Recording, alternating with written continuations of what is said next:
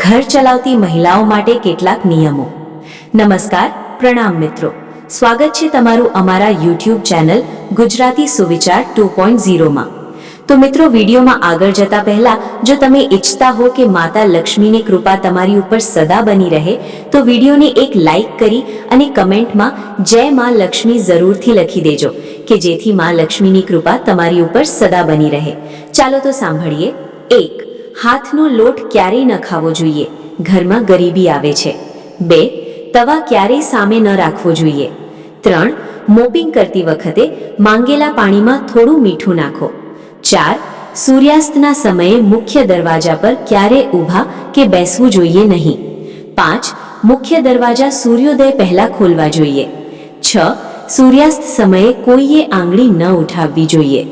7.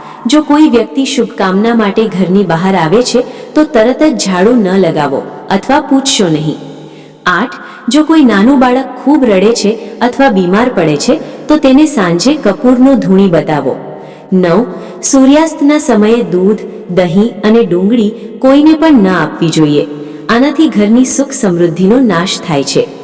10. મીઠાઈ મહિનામાં એકવાર ઓફિસમાં લઈ જવી જોઈએ। મીઠાઈ તમારા મિત્રો અને અન્ય કર્મચારીઓ સાથે મળીને ખાવી જોઈએ। આવું કરવાથી વ્યક્તિના જીવનમાં પ્રગતિનો માર્ગ ખુલે છે। જો આ વિડીયો તમને પસંદ આવ્યો હોય તો વિડીયોને લાઈક કરજો, ચેનલને પણ જરૂરથી સબસ્ક્રાઇબ કરજો અને બાજુમાં આપેલા આઇકનને પ્રેસ કરીને ઓલ ઉપર સિલેક્ટ કરી લેજો, જેથી તમને વિડીયોની નોટિફિકેશન સૌથી પહેલા મળતી રહે અને કમેન્ટ બોક્સમાં જય શ્રી કૃષ્ણ જરૂરથી લખજો।